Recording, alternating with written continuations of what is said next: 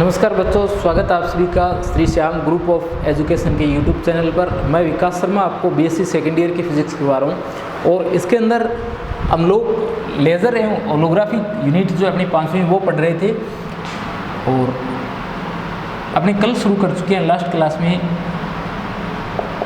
Holography. ठीक है, holography के बारे में हम लोग पढ़ रहे थे कि होलोग्राफी क्या होती है और किस तरीके से अपने इसे बनाते हैं। तो होलोग्राफी के अंदर मैंने आपको बताया था कि जो आपकी सामान्य फोटोग्राफी होती है उसके अंदर तो क्या होता है, फोटोग्राफ में आपको सिर्फ तीव्रता के जो परिवर्तन है वही अभिलेख होते हैं किस पर, फोटोग्राफिक प्लेट पर। परंतु होलोग्राम जो होता है उसके अंदर आपको तीव्रता और आयाम के साथ साथ जो है वो कला में जो परिवर्तन होता है वो भी आपको पता चल सकता है। और होलोग्राफी जो है ये दो शब्दों से मिलकर के बना हुआ है आपके, एक तो आता है होलो और दूसरा आता है ग्राफी।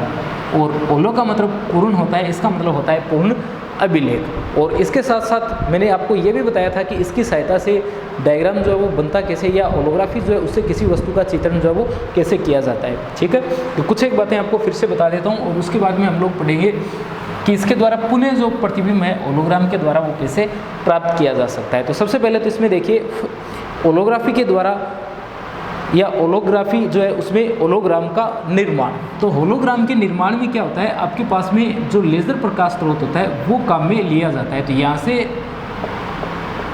लेज़र प्रकाश जो है वो क्या करता है, एक दर्पण जो आपकी प्लेट है, दर्पण नहीं एक प्लेट है, और ये इस प्रकार की प्लेट है जो क्या करती है, इसे दो तरंगों में विभाजित कर देगी, यानी इनके आयाम जो है इन्हें क्या कर देगी, समान आयामों की दो तरंगों में विभाजित कर देगी। और यहाँ जो है वो एक अन्य प्लेट लगी रहती है और उस प्लेट का नाम क्या होता है, M2 होता है। और यहाँ से प्रकाश जो है वो किस पर जाकर के गिरता है, वस्तु पर जाकर के गिरता है। जैसे ये अपनी क्या है, वस्तु है, तो इस पर जाकर के प्रकाश जो है वो आपतित हो जाएगा। फिर उसके बाद में ये प्रकाश कहाँ चला जाएगा, ये चला जाएगा इस जगह। ये अपना क्या है, होलोग्राम प्लेट है। इस होलोग्राम प्लेट पी पर क्या है, ये प्रकाश चला जाएगा। परंतु इसके साथ साथ अपने को ये भी देखना होता है कि ये जो आयाम विभाजन से तरंगें दो भागों में बंटी थी, इनमें से एक तरंग तो चली गई M2 की ओर और एक तरंग जो है वो कहाँ जाती है, वो जाती है इस ओर। यहाँ एक अन्य प्लेट लगी रहती है M3।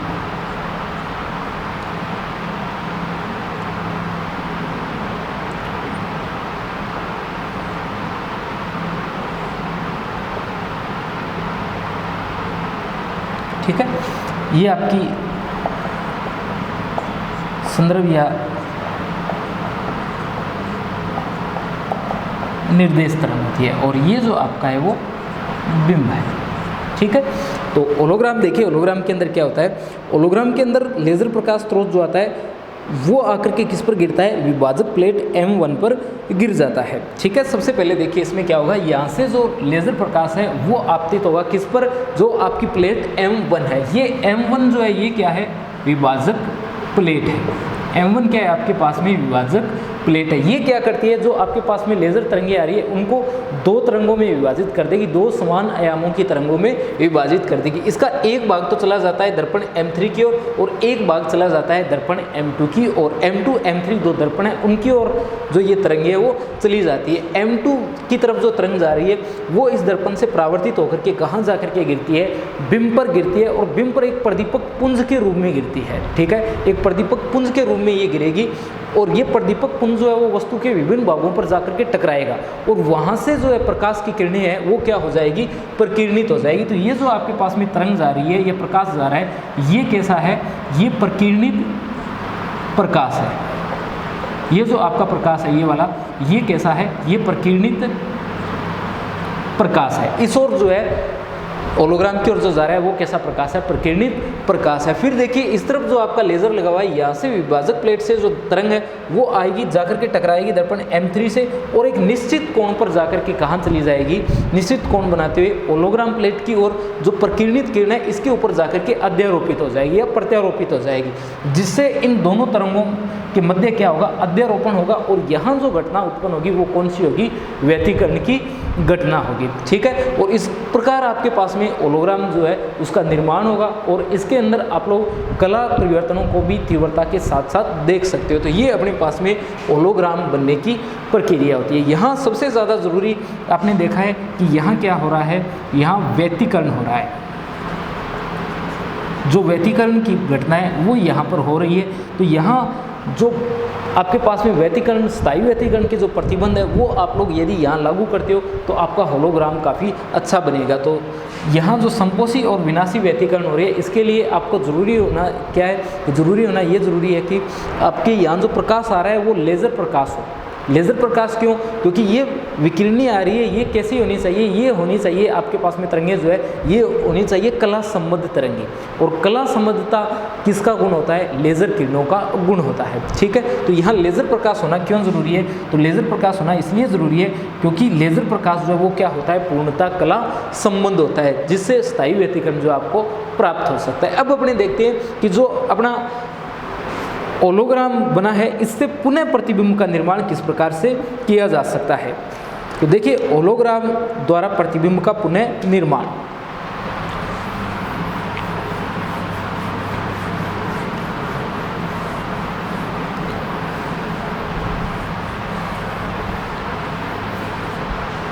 होलोग्राम द्वारा प्रतिबिंब का पुनः निर्माण।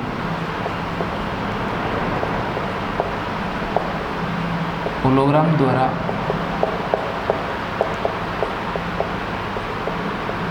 प्रतिबिंब का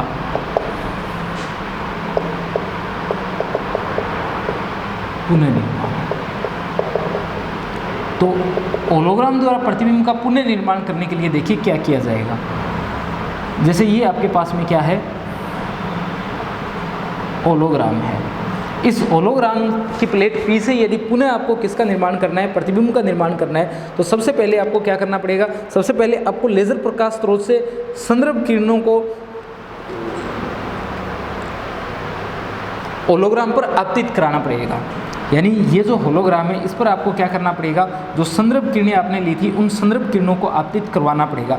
परंतु ध्यान आपको ये रखना पड़ेगा कि संदर्भ जो तरंग किरणें आपके पास में है या संदर्भ तरंग जो है, उन संदर्भ तरंगों को, संदर्भ या निर्देश तरंग जो आपके पास में थी,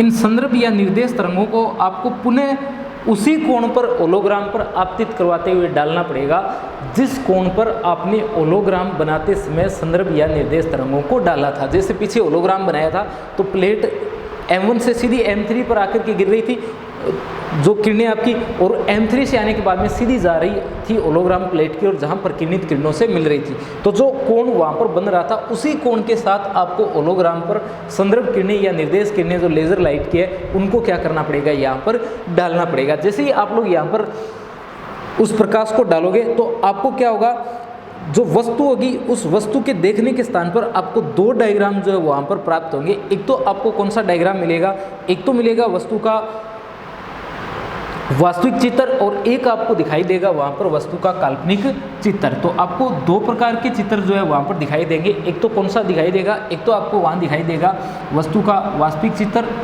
ठीक है, ये जैसे क्या है वस्तु का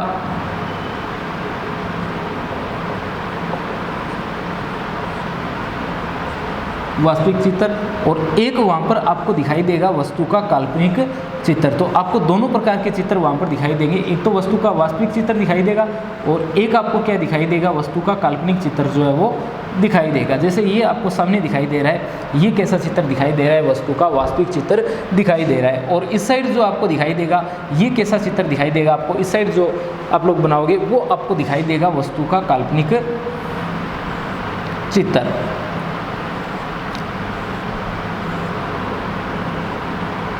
ठीक है, और इस साइड जो आपको दिखाई देगा वो कैसा दिखाई देगा, वो आपको दिखाई देगा वस्तु का काल्पनिक चित्र या काल्पनिक प्रतिबिंब। वस्तु का वास्तविक प्रतिबिंब और वस्तु का काल्पनिक प्रतिबिंब।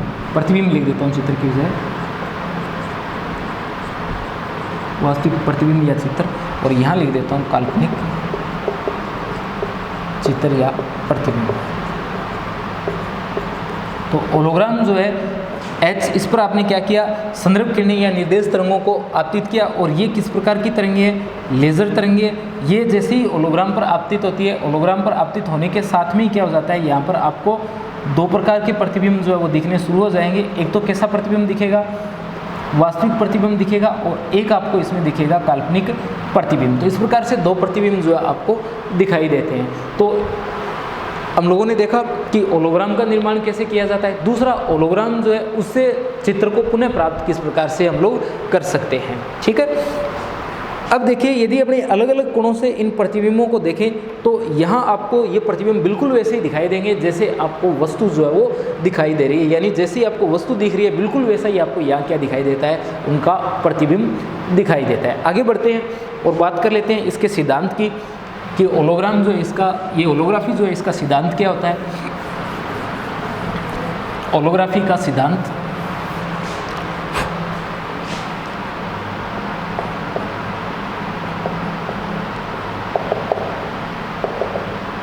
तो देखिए सबसे पहले अपने इसमें मान लेते हैं कि फोटोग्राफी प्लेट जो अपनी है वो कहाँ स्थित है।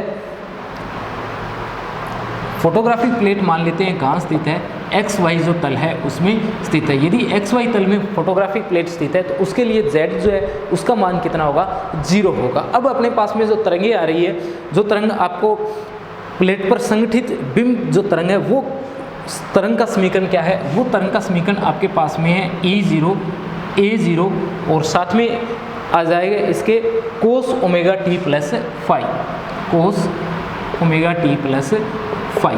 ये अपने पास में उस तरंग का क्या है, समीकरण। E0 बराबर A0 cos omega t plus phi. A0 आयाम है और E0 जो हम लोगों ने यहाँ पर लिख रखे हैं, ये किसको निरूपित कर रहे हैं, इनके अंदर A0 जो आपका आ रहा है वो तो आयाम को निरूपित कर रहा है, और जो फाई आ रहा है वो फाई कला को निरूपित कर रहा है। ये फाई किससे निरूपित कर रहा है, ये कला को निरूपित कर रहा है, और ये किससे निरूपित कर रहा है, आयाम को निरूपित कर रहा है। उनको सोल्व करने पर परिणामी आयाम जो है उसका मान आप लोगों को प्राप्त हो जाएगा। इसी तरीके से अपने जब निर्देश तरंग की बात करते हैं तो निर्देश तरंग के लिए आप लोग इस समीकरण को देखिए किस प्रकार से लिखोगे।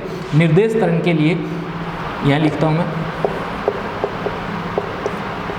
निर्देश तरंग के लिए ये आएगा ER मतलब रेफरेंस, और AR कोस, और इसके साथ जो समीकरण अपने लिखेंगे वो लिखेंगे ओमेगा टी प्लस के वेक्टर डॉट आर वेक्टर। ठीक है, क्या लिख दिया, ER equal AR cos omega t plus के वेक्टर डॉट आर वेक्टर। यहाँ AR जो है वो क्या है, निर्देश तरंग का आयाम है। ये AR जो है ये क्या है, आयाम है। और कौन सी तरंग का आयाम है, ये अपने पास में, ये अपने पास में जो निर्देश तरंग आ रही है उस निर्देश तरंग का आयाम है। आगे बढ़ते हैं, बात करते हैं के वेक्टर डॉट आर वेक्टर की। तो के वेक्टर डॉट आर वेक्टर जो अपने पास में आता है, के वेक्टर डॉट आर वेक्टर, इसका मान जब अपने z इक्वल 0 के लिए लिखते हैं, किसके लिए लिखते हैं, z इक्वल 0 के लिए लिखते हैं, तो ये मान आपको मिलता है के एक्स साइन थीटा। कितना मिलता है, के एक्स साइन थीटा मिलता है। देखिए के वेक्टर डॉट आर वेक्टर, इसे कैसे सोल्व करना है, ये आप लोग जो तरंग वाला चैप्टर पढ़ोगे, तरंग वाली यूनिट पढ़ोगे, उसके अंदर आप लोग देखोगे कि तरंग संचरण नियतांक के वेक्टर जो होता है, के तरंग संचरण नियतांक होता है, और के वेक्टर जो होता है उसे तरंग सदिश बोलते हैं। ठीक है, जब अपने नियतांक के रूप में इसे लिखते हैं तो इसका मान लिखते हैं 2π/λ, और इनको यदि सदिश रूप में लिखा जाए तो इसकी एक पूरी समीकरण बनती है, और उसके अंदर जब z इक्वल 0 हम लोग लिख देते हैं तो ये मान बनता है के एक्स साइन थीटा। अभी के लिए आपको ये सिर्फ याद रखना है कि के वेक्टर डॉट आर वेक्टर जो है उसका मान किसके बराबर है, के एक्स साइन थीटा के बराबर है। ठीक है, के एक्स साइन थीटा जो है उसके ये मान अपना बराबर है। फिर देखिए यदि ये मान इसके अंदर मैं रख देता हूँ इस समीकरण के अंदर, तो ये बनेगा ER equal AR cos omega t plus, ये कितना है, ये आएगा के एक्स साइन थीटा। और इसमें जो के साइन थीटा हम लोगों ने लिख रखा है, उस के साइन थीटा की जगह मैं लिख देता हूँ अल्फा। मान लिया, ये माना के साइन थीटा इक्वल कितना है, अल्फा। यदि ऐसा यहाँ करते हैं तो ये बनता है AR cos omega t plus alpha x. ठीक है, ये समीकरण जो है अपने पास में बन जाती है समीकरण 3। तो ये अपने पास में संदर्भ तरंगों के लिए, और ये जो समीकरण बन रही थी, समीकरण एक, वो अपने बिंब जो संगठित रूप में आकर के गिर रहा था उसके लिए। तो अब अपने क्या होगा, जो फोटोग्राफिक प्लेट है उस पर परिणामी विक्षोभ उत्पन्न होगा, और वो परिणामी विक्षोभ जो है वो कितना उत्पन्न होगा, फोटोग्राफिक प्लेट पर परिणामी विक्षोभ ई जो आएगा वो E0 प्लस ER के जोड़ के बराबर आएगा, यानी ई जो आएगा वो कितना आएगा, वो आएगा A0 cos omega t plus phi, और साथ में कितना आएगा, वो आएगा AR cos omega t plus alpha x. समीकरण 1 और समीकरण 3 जो है उन दोनों समीकरणों के जोड़ के बराबर अपने पास में ये मान जो है वो आ जाएगा, cos omega t plus phi के रूप में एक तो जुड़ेगा अपने, और एक जुड़ेगा omega t plus alpha x की। आगे अपने इसमें देखें तो हम लोग देख सकते हैं कि जो अपने पास में फोटोग्राफिक प्लेट है इस पर जो प्रकाश आपतित हो रहा है, तो फोटोग्राफिक प्लेट पर जो इमल्सन आएगा वो किसके अनुसार परिवर्तित होता है, वो परिवर्तित होता है अपने परिणामी तीव्रता के अनुसार। तो परिणामी तीव्रता जो है वो देखिए अपनी कितनी आएगी, परिणामी तीव्रता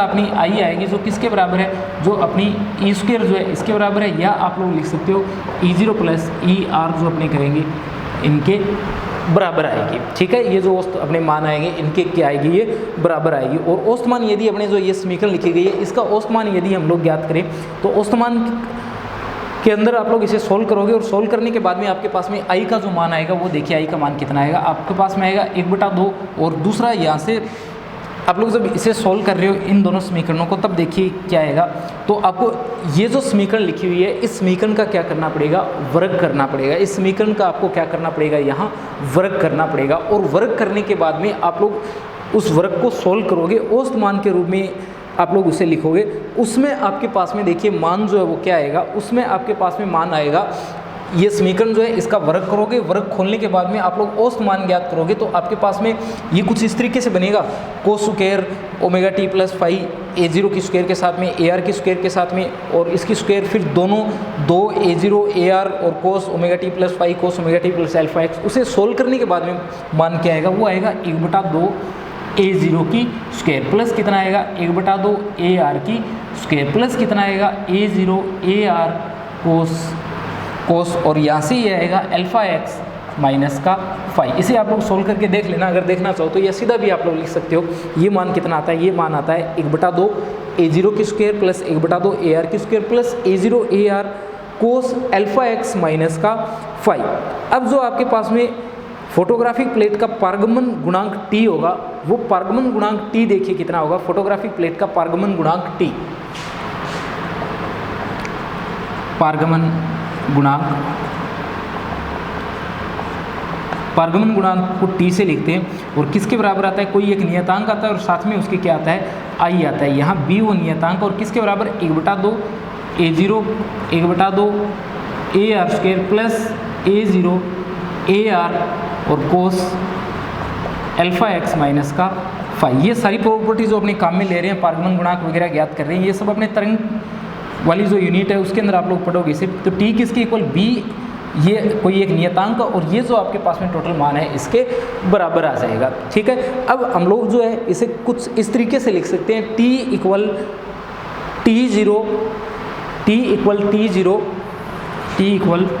T0 प्लस B और A0 AR cos alpha x minus का फाई। इस तरीके से हम लोग लिख सकते हैं।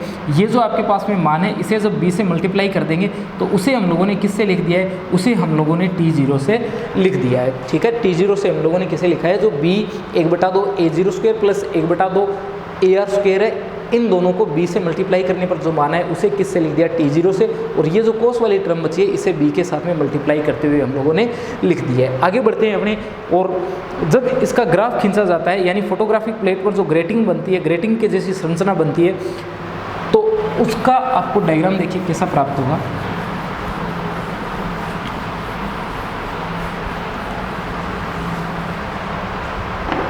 वो कुछ इस तरीके का ग्राफ आपको प्राप्त होगा यहाँ से।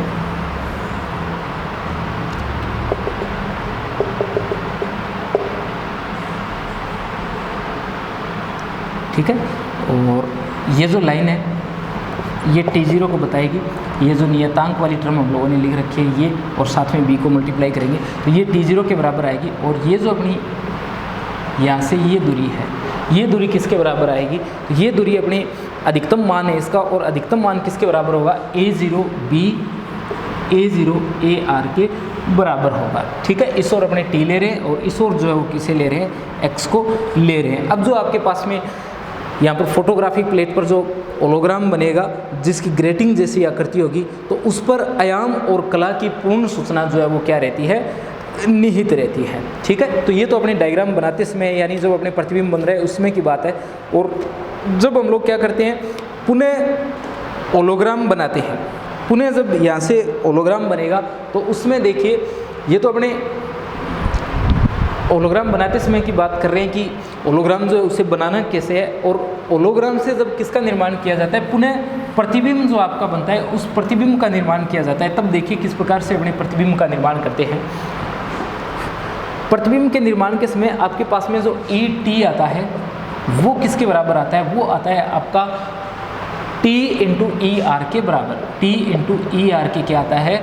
बराबर आता है। T का मान तो आपके पास में ये जो समीकरण लिखी हुई है ये वाला काम में लेना है, और ER जो है वो थोड़ी देर पहले जो हम लोगों ने मान निकाला था, ER जो किसके बराबर लिखा था? जो हम लोगों ने लिखा था AR, और उसके साथ हम लोगों ने लिखा था cos omega t plus alpha x। उसे यदि रख दिया जाए तो आपको एक समीकरण प्राप्त होगी जिसमें टोटल 3 पद जो है वो प्राप्त होंगे। ठीक है, यदि आप लोग इसे लिखते हो तो सबसे पहले तो देखिए ET जो है उसका मान कितना आएगा? यहाँ से b और 1/2 A0 square plus 1/2 AR square plus A0 AR cos alpha x minus का फाई, और गुणा में आपको क्या लिख देना है? ER का मान लिख देना है। ठीक है, जो कितना था? कोस, और इसके अलावा आपके पास में था ओमेगा t प्लस का अल्फा x। ठीक है, ये मान हमारे पास में था इसका। तो ये मान किसका है? ET का मान है, और ET का ये जो मान है इसे अपने क्या कर रहे हैं? प्रतिबिंब जो उसे फिर से प्राप्त कर रहे हैं। और इन समीकरणों को जब अपने सोल्व करते हैं तो सोल्व करने से अपने को जो समीकरण प्राप्त होगी उसमें 3 पद प्राप्त हो जाएंगे। पहला पद जो अपने पास में आएगा वो तो क्या करेगा? आपतित निर्देश तरंग के बारे में बताएगा। इसे जब आपने क्या किया जाएगा? सोल्व किया जाएगा, तब वो किसके बारे में बताएगा? वो बताएगा आपतित निर्देश तरंग जो आएगी उस आपतित निर्देश तरंग के बारे में। और इसका जो दूसरा पद आएगा वो बताएगा अपने कि जो मान हमारे पास में आ रहा है वो कैसा मान आएगा? वो आपके पास में ओमेगा t प्लस फाई के रूप में आएगा, और काल्पनिक चित्र के बारे में वो आपको बताएगा। ठीक है, प्लस के साथ में वो मान आएगा, और कौन सा चित्र बताएगा? काल्पनिक प्रतिबिंब आपको बताएगा। और जो तीसरा पद आएगा फाई का वो आपको बताएगा ऋण चिन्ह के साथ में जो आएगा वो बताएगा कि जो आपका प्रतिबिंब प्राप्त हो रहा है वो कैसा प्राप्त हो रहा है? वास्तविक प्राप्त हो रहा है और उल्टा प्राप्त हो रहा है। ठीक है, तो फाई का मान जो पॉजिटिव के साथ में आएगा उस समीकरण में पॉजिटिव वाला आएगा वो तो बताएगा आपको काल्पनिक चित्र के बारे में या काल्पनिक प्रतिबिंब बनाएगा। और ये जो मान आपका आएगा नेगेटिव वाला ये कैसा प्रतिबिंब बनाएगा? वास्तविक प्रतिबिंब बनाएगा, जो वस्तु के सापेक्ष कैसा होगा? उत्क्रमणीय होगा। ठीक है, उत्क्रमणीय चित्र बनेगा, ये उल्टी वक्रता का चित्र बनेगा, उसको बताएगा। ठीक है, तो इस तरीके से ये अपनी जो होलोग्राफ बनता है इसमें दोनों प्रतिबिंब हम लोगों को प्राप्त हो जाते हैं, एक तो काल्पनिक और एक वास्तविक। ठीक है, तो काल्पनिक और वास्तविक दोनों प्रकार के प्रतिबिंब जो आपको प्राप्त होते हैं। इसे यदि आप लोग सोल्व करना चाहो तो सोल्व कर सकते हो। यहाँ कोस a प्लस बी का फॉर्मूला लगाओगे, कोस a प्लस बी का फॉर्मूला लगाने के बाद में आप लोग इसे इसके साथ में मल्टीप्लाई करोगे। ठीक है, मल्टीप्लाई करोगे और यहाँ फिर से कोस a माइनस बी का फॉर्मूला लगेगा, तो ये इक्वेशन काफ़ी बड़ी आने वाली है। इससे बेटर कि आप लोग इसे 1-2 लाइनें लिखने के बाद में सीधा ये लिख दोगे कि जो फाई का मान आएगा, फाई के 2 मान आएंगे, एक तो प्लस के साथ आएगा, एक माइनस के साथ आएगा। प्लस के साथ वाला काल्पनिक को बताएगा और माइनस के साथ वाला किसको बताएगा? वास्तविक को आपके बताएगा। ठीक है, क्योंकि यदि यहाँ से आपको होलोग्राम के बारे में कोई पूछेगा तो या तो वो छोटा प्रश्न देगा सिर्फ होलोग्राम के बारे में से आप लोगों को पूछ लेगा, और अगर बड़ा प्रश्न आता है तो उसके अंदर होलोग्राम होता क्या है, उससे प्रतिबिंब का निर्माण कैसे किया जाता है और होलोग्राम बनता कैसे है, उसका सिद्धांत और उसकी विशेषताएं कंप्लीट के साथ में आपके 5 नंबर का प्रश्न यहाँ बन सकता है। ठीक है, अब होलोग्राम की जो अपनी बात की है उसकी कुछ विशेषता यदि देखें ये पारगमन गुणांक वगैरह हम लोगों ने पढ़ा है, और जो के वेक्टर डॉट आर वेक्टर पढ़ा है, इसे आप लोग तरंग वाले चैप्टर के अंदर पढ़ लोगे। जो आपकी चौथी यूनिट है ध्वनि और तरंगे वाली, चौथी और पांचवी यूनिट, उनमें चौथी यूनिट तरंग की है, जिसमें अपने टोटल तरंग की बात करेंगे, उसके अंदर अपने इसे आराम से पढ़ेंगे। तो देखिए होलोग्राम जो है उसकी विशेषताएं क्या क्या होती है। विशेषताएं, तो एक तो अपने इसकी सबसे बड़ी बात ये होगी कि जो होलोग्राम अपने बनाते हैं, होलोग्राम बनाते समय आपको नेगेटिव जो प्रतिरूप प्राप्त होता है, ऋणात्मक प्रतिरूप जो है, ऋणात्मक प्रतिरूप इसमें प्राप्त नहीं होता है। दूसरा, यदि आपका होलोग्राम टूट जाए, खंडों में विभक्त हो जाए, तब भी कोई फर्क नहीं पड़ेगा। आप लोग उस एक टुकड़े से भी क्या कर सकते हो, संपूर्ण जो आपकी वस्तु का चित्र है उसके संपूर्ण चित्र की जानकारी आप लोग प्राप्त कर सकते हो। हालांकि विभेदन क्षमता जो है वो अवश्य कम हो जाएगी, परंतु जो टुकड़े हैं उन टुकड़ों में भी आप लोग संपूर्ण जानकारी बिना किसी हानि के आप लोग इसमें देख सकते हो। इसके अलावा एक ही जो आपके पास में होलोग्राफिक प्लेट होती है उस पर आप लोग क्या कर सकते हो, जो कंप्लीट वस्तुएं होती है या विभिन्न वस्तुएं जो है, उन विभिन्न वस्तुओं का यदि आप लोग क्या करते हो, होलोग्राम बनाते हो, यदि आप लोग क्या करते हो, विभिन्न वस्तुओं का होलोग्राम बनाते हो, तो इस एक होलोग्राम पर विभिन्न वस्तुओं का प्रतिबिंब जो है वो आराम से बन जाएगा। ठीक है। और अन्य यदि अपनी बात करें इसके उपयोग की, तो आप लोग क्या कर सकते हो, अलग अलग कोणों से जो होलोग्राम है उसे देख सकते हो, परंतु जो सामान्य चित्र आप लोग देखते हो फोटोग्राफ में 3D की, उसे आप लोग सिर्फ एक एंगल से देख सकते हो। जो होलोग्राम बनता है उसे आप लोग अलग अलग कोण से क्या कर सकते हो, देख सकते हो। हालांकि इस बात का जरूर ध्यान रखना कि होलोग्राम पर जब लेज़र लाइट आप लोग डालोगे, निर्देश तरंग आप लोग जब डालोगे प्रतिबिंब बनाने के लिए, फिर से प्रतिबिंब देखने के लिए, तो वो तो एक निश्चित कोण से आएगी, पर आप देखते समय अपनी मर्जी से किसी भी कोण से क्या कर सकते हो, होलोग्राम को देख सकते हो। ठीक है। इसके अलावा इसके जो उपयोग हैं वो देखिए, कुछ एक उपयोग मैं आपको बता देता हूँ, आप लोग बुक से पढ़ लेना उपयोग को कि होलोग्राफ जो है उसके उपयोग क्या है। शॉर्ट में मैं आपको बता देता हूँ कि होलोग्राम जो अपने बनता है उसके उपयोग क्या क्या होते हैं। तो एक तो अपने होलोग्राफी व्यतिकरण मापी में, सूक्ष्मदर्शी में और सूचना संग्रहण में, एक तो किसमें जो व्यतिकरण मापी होती है उसमें, एक जो आपके सूक्ष्मदर्शी होती है उसमें, एक जो आपके पास में सूचना संग्रहण ध्वनिकी, सूचना संग्रहण में, और जो ध्वनिकी है उसका भी होलोग्राम आप लोग बना सकते हो अगर अल्ट्रासाउंड वेव्स को आप लोग काम में लेते हो तो। और इसके अलावा जो प्रतिरूप अभिज्ञान है उसके अंदर भी आप लोग क्या कर सकते हो, इसे काम में ले सकते हो। तो होलोग्राफी जो अपने इसके कुछ एक उपयोग हैं आपके। तो देखिए, जैसे व्यतिकरण मापी जो है, होलोग्राफी व्यतिकरण मापी अपने पास में जो होती है, व्यतिकरण मिति होती है, व्यतिकरण मिति, व्यतिकरण मिति। ठीक है, पूरा नाम है इसका होलोग्राफी व्यतिकरण मिति। तो होलोग्राफी व्यतिकरण मिति जो होती है इसे क्या काम में लेते हैं। हालांकि जो नेक्स्ट वीडियो उसके अंदर अगर आज कंप्लीट नहीं होगा तो उसके अंदर मैं आपको फिर से बता दूँ उपयोग इसके। कुछ एक बता रहा हूँ, जैसे व्यतिकरण मिति अपने क्या काम में आती है। तो आप लोग क्या करते हो, वस्तुओं में विकृति उत्पन्न करते हो। ठीक है, वस्तु जो होती है उसमें क्या होती है, विकृति उत्पन्न होती है। आपको प्रतिबल, विकृति, उन सब की आपको जानकारी प्राप्त करनी होती है। तो उन सब की जानकारी आप लोग कैसे प्राप्त करोगे कि उसमें कितनी विकृति आई है, कितना अपरूपण कोण बना है, कितनी लंबाई बढ़ी है, कितनी घटी है, कितना आयतन में परिवर्तन है। तो इसके लिए आप लोग क्या कर सकते हो, होलोग्राफी जो है इसे काम में ले सकते हो। आप लोग क्या करोगे, वस्तु जो है उसमें विकृति लाने से पहले आप लोग उसका होलोग्राम बना लोगे। क्या करोगे, आप लोग वस्तु में विकृति लाने से पहले वस्तु का क्या कर लोगे, होलोग्राम बना लोगे। और उसके बाद में आप लोग क्या करोगे, वस्तु जो है उसमें जो बाह्य बल लगाना है वो लगा करके विकृति उत्पन्न करोगे। ठीक है, एक तो आपके पास में वो डायग्राम हो गया जो विकृति रहित है, और एक वो डायग्राम आपको प्राप्त हो जाएगा जिसमें विकृति है। तो दो प्रतिबिंब आपके बन गए, एक तो विकृति के साथ और एक बिना विकृति के। फिर आप लोग क्या करोगे, होलोग्राफी की सहायता से दोनों प्रतिबिंबों को एक साथ बना दोगे। एक साथ बनाओगे तो जो मूल प्रतिबिंब आपके पास में उसके सापेक्ष जो विकृति वाला है उसमें आप लोग आराम से माप सकते हो कि कितनी उसमें विकृति आई है। ठीक है, देखिए, यदि अपने होलोग्राफी की सहायता से कोई प्रतिबिंब बनाया जाता है तो वो बिल्कुल 3D डायग्राम बनता है। उसे आप सभी एंगल से देख सकते हो। देखने में वो बिल्कुल वो वैसा ही लगता है जैसे आपको सामान्य वस्तु दिखाई देती है। जैसे यदि किसी कमरे का आप लोग होलोग्राम लेते हो तो कमरे की कंप्लीट जानकारी आपको दिखनी शुरू हो जाएगी, प्रत्येक कोने की, प्रत्येक मेज़ की, प्रत्येक कुर्सी की कंप्लीट जानकारी आपको प्राप्त हो जाएगी। ठीक है, किसी भी एंगल से आप लोग देख सकते हो, जो बेंच आपका उसके आगे पीछे दाएं बाएं कहीं से भी आप लोग उसे देख सकते हो। कंप्लीट जानकारी आप होलोग्राफी की सहायता से प्राप्त कर सकते हो। तो आप लोग विकृति जब उत्पन्न करोगे उसमें, तो पहले कितनी थी और अब कितना है उसकी जानकारी आप लोग आराम से प्राप्त कर सकते हो।